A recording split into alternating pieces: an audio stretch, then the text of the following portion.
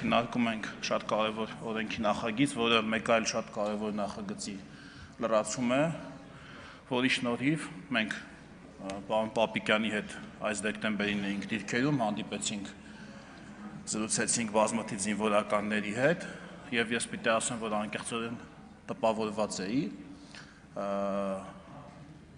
տեսեք, խոսում եք անհավասարությունից, ով էր Գեղամ Մանուկյան, մյուսները, այսօր ատեստավորումից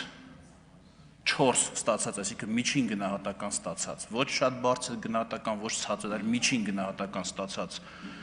պայմանագրային զինծառայողը ստանում է, շփվել եմ հետներ, իրենցից եմ իմացել, հարկված 620,000 դրամ աշխատավարձ։ Ես ուզում եմ ասել, որ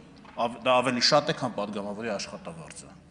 Պատգամավորինը 600, նայած կենսաթոշակային պահում կա թե չկա, 600, 610, 590, նայած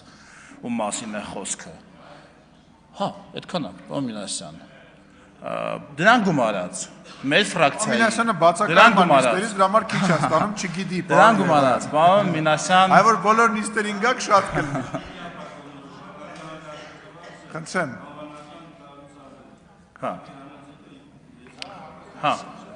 Դրան գումարած, պարոն Մինասյան, հատկապես մասնավորապես մեր ֆրակցիայի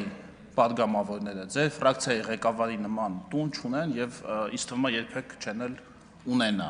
Փոխարենը շատ մեծ կապ ունի։ Փոխարենը 3 եւ առաջին օրը ձեր բազմաթիվ հորդորներից հետո պաշտպանության նախարարը դրեց մեր պետության դղյակների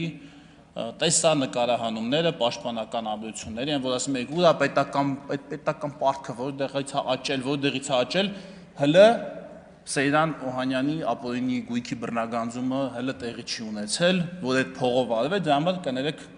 հələ որ պետական պարտքով ենք արել այդ բոլոր մեր պետական, մեր բոլորի, մեր զինվորականների, հայրենիքի պաշտպանների, դղյակների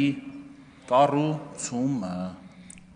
Ոչինչ, պարոն Եղանյան, կփակեն այդ պարտքը, ոչինչ, իրանցից կվերցնենք, կփակենք այդ պարտքը։ Եզրափակիչ ելույթի կարիք տեսնում եք, պարոն Պապիկյան, համեցեք։ Լռություն դահլիճում։ Պարոն Խաչատրյան, դահլիճում լռություն։